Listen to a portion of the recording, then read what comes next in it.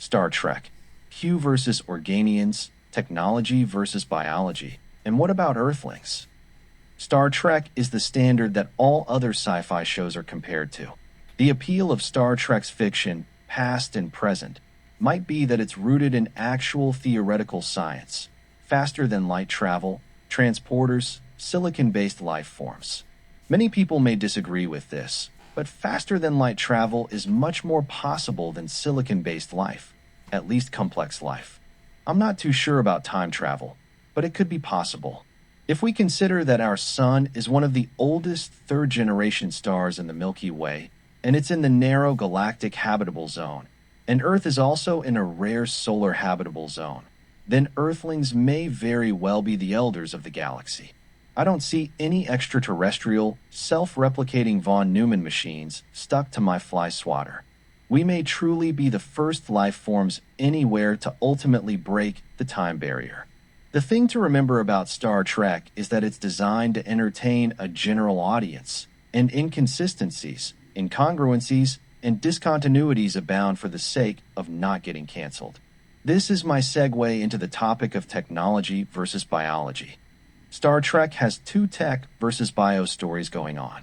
The first is the lesser, inconsequential drama, Borg versus Species 8472.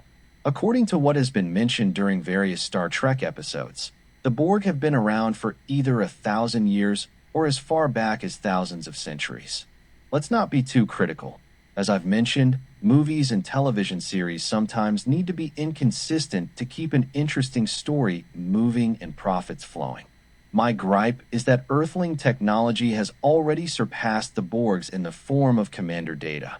Then we had Species 8472, the epitome of biological development, which scared the hell out of me. Alas, Earthling ingenuity quickly foiled them.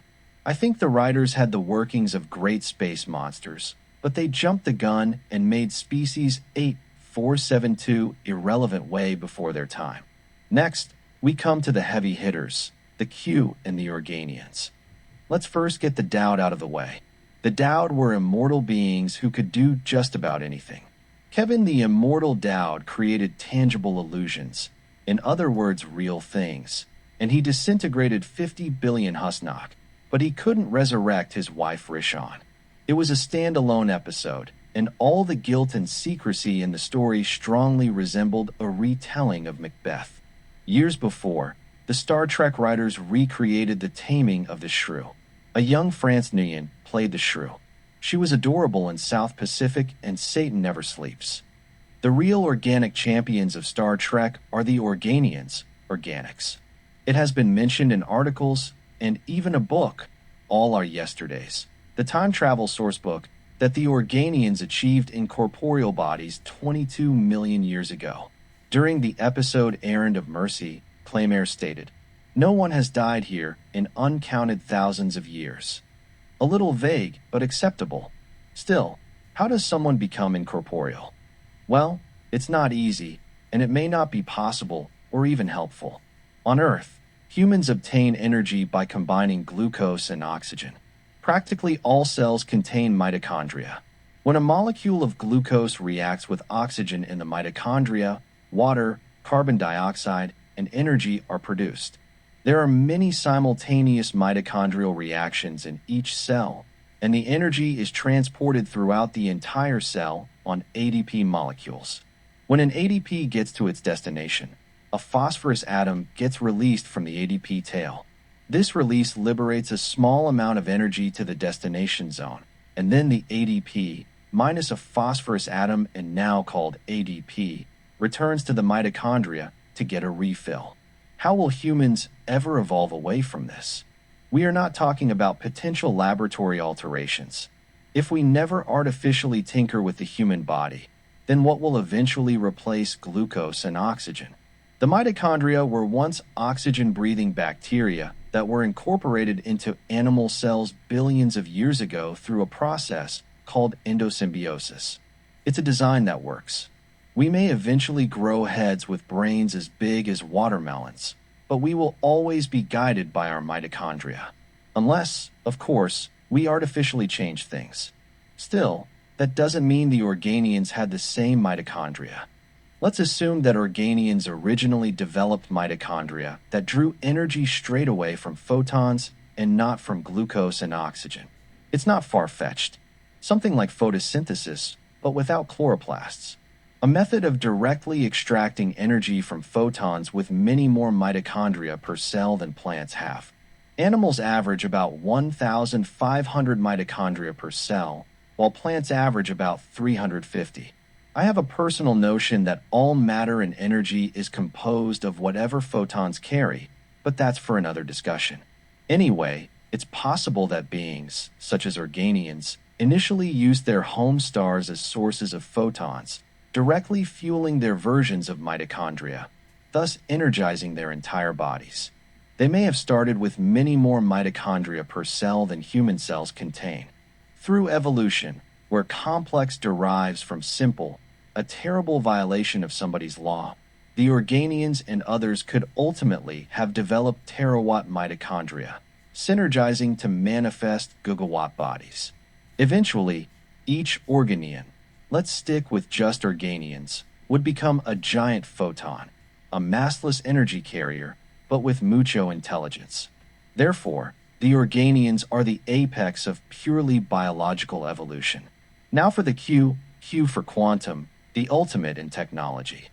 For the most part, the Q are precocious and obnoxious, like any young, spoiled human. Emotionally, Q members seem to behave like humans, and intellectually, they don't seem to be too advanced. They possess knowledge gathered from experience, but not overwhelming IQ. At least, that's what I see. They even have wars. It appears that the Q developed amazing technologies to augment everything about them, and they started doing it when they were on humanity's current evolutionary level. If a Q individual is naughty, he may have his powers taken away and revert to one of us. Are they all connected to a central power generator? It would have to be in another dimension not to be detected. The Q might be able to do the same things as the Organians, but the Q use technology. The Q are the ultimate technologists. The Organians took control of the armed forces of the Klingon Empire and the Federation. The Empire had a population of 431 billion and the Federation of 985 billion. This meant that the Organians simultaneously neutralized the militaries on hundreds and even thousands of planets and held that control for an indefinite period of time. Then again, the Q can change the gravitational constant of the universe. Now, what about Earthlings? It's fair to say that we are going the way of the Q, and probably on the same schedule. In the present, technologies are already implanted into animal brains, including human brains. It won't be long before we have brain nanobots installed to increase intelligence, creativity, imagination, and sensory awareness. In the foreseeable future, quantum computers intertwined with our brain neurons will enable humans to become interdimensional beings. These quantum nanobot augments, I believe, will be the key to developing faster-than-light propulsion systems, manipulating matter and energy, traveling between spatial dimensions, altering time, attaining near immortality, and solving the chicken riddles. What came first? And why did it cross the road? It's a scary thought because as humans, we know the dark side of the coming technology. This could become a have versus have-not story in which all others pale.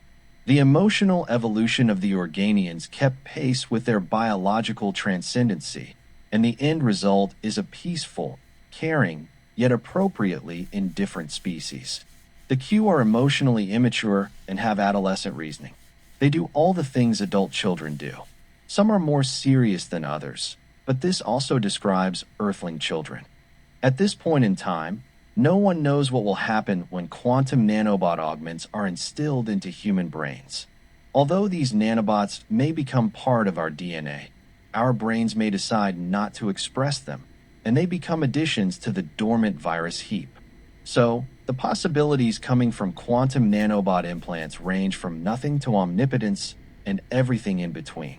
Our needs will set our course. Thank you for watching. For a great book of science essays, please purchase From Molecule to Modern Human, a book of scientific treatises on Amazon and for science fiction. The Coming of the Seraphim, and other stories on Amazon. Thank you again.